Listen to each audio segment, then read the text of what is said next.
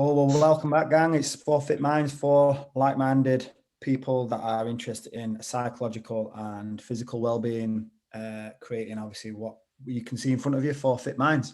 Today, we're going to talk about exercises in reference to working out, exercises, even excuses with reference to exercising, going to the gym, or maybe taking part in some sort of exercise class. And we're going to try and keep it to 10 minutes, which is going to be difficult for some of us. So we don't know what you mean, Nigel, do we, Jane? Can't be us too. I meant myself in that as well. As you can see, we've already probably gone into 2 minutes already. Cool. So I'll start my stopwatch now. I don't mind kicking us off, and we'll go now.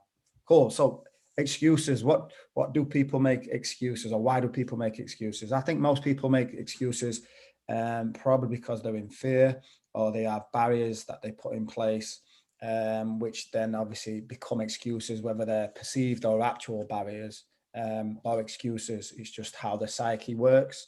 And what excuses work for us? The excuses that I sort of work with is generally that I'm tired, but I know exercise is always going to make me feel better and give me more energy off the back of that. However, if I am overly tired, then I wouldn't want to train knowing the knowledge of training whilst tired.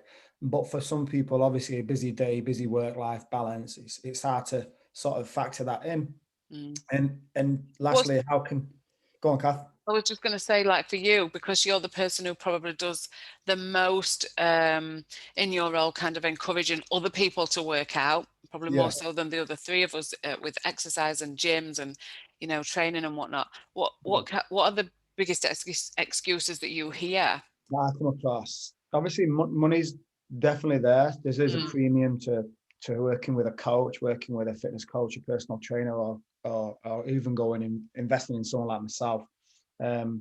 Money's obviously an excuse, rightly or wrongly so. People put that there, but then I would always say, very briefly, if the average wage, I think in the UK, is about £2,000 per month, we're not talking about tax, I don't know where that goes, but £2,000 a month income, if you can't spend 10% on your own personal health of that, whether that's, you know, gym memberships, you know, protein powder, whatever it may be that floats your boat, if you can't spend 10% of that, so £200 a month on your health, supplements, whatever it may be, then there's something wrong. But most people don't ask, gym memberships don't even cost a fraction of that.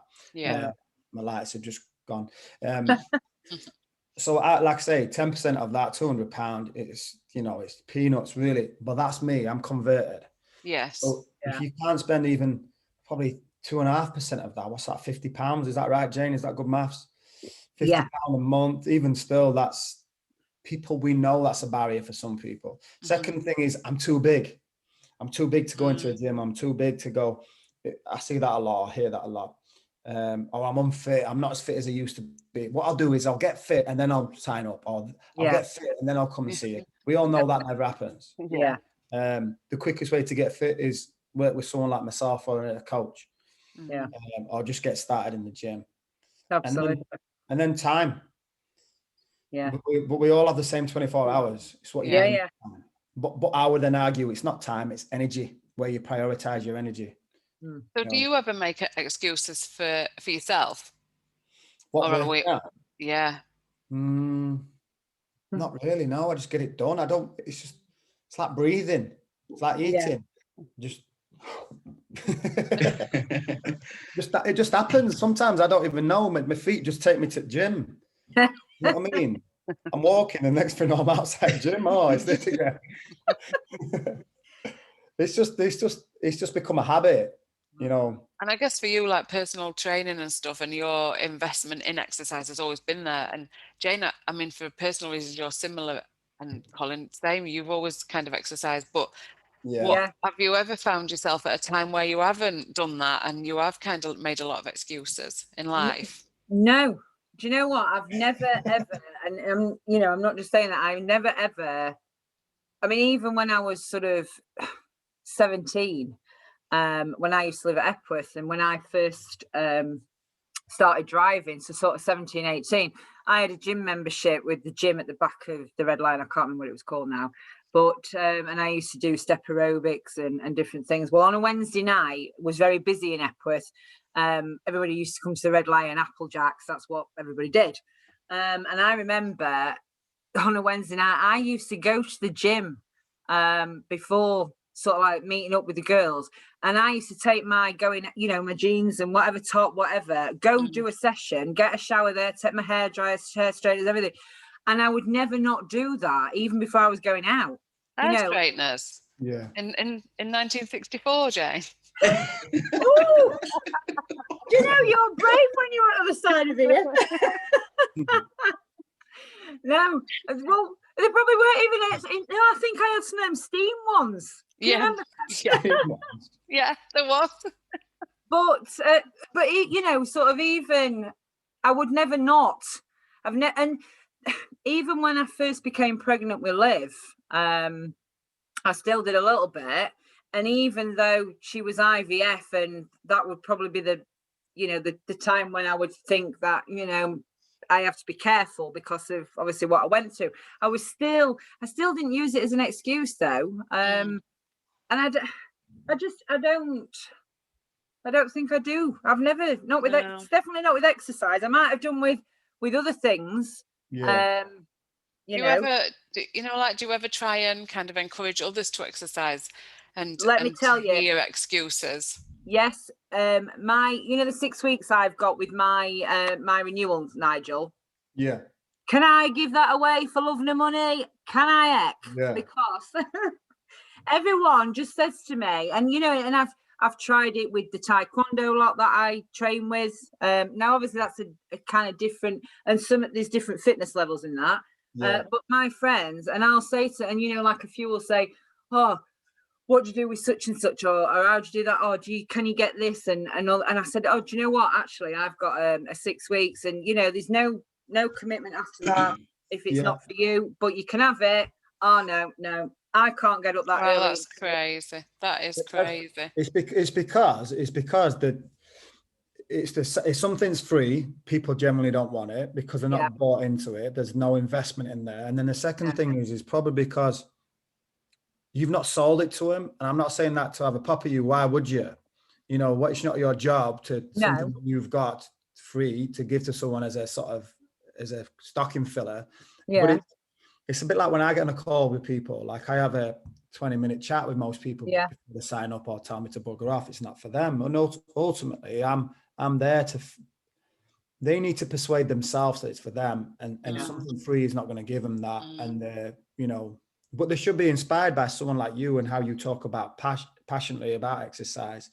But it's I think removing the fear is like the biggest key thing for everybody. Yeah. And the thing is as well, a lot of people think that, and and there's a few things that they've said is kind of like, oh no, you lift weights and stuff like that. Well, but I started somewhere. You don't, that they have this perception where there is no starting point. Like you just go in and you have to be at that level.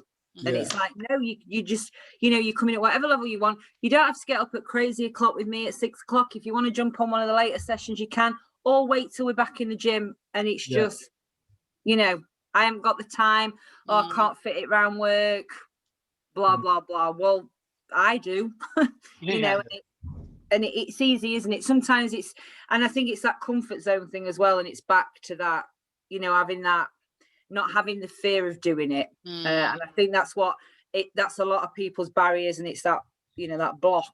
Yeah, definitely. Most people, go on. Yeah, Colin. I was just going to say, Colin, do you have... Yes. You've got 90 seconds, mate.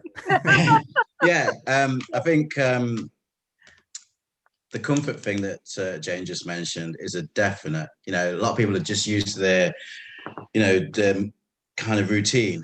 And also when people start asking you questions, when you say, oh, you could join me or whatever, and they start asking you questions, it's a no from the beginning. They ask all these questions, and those are the barriers that they're putting up. They're trying to convince themselves, aren't they? Yeah, that's exactly. You're like, I know all this. I know all this. Yeah. You try to convince yourself.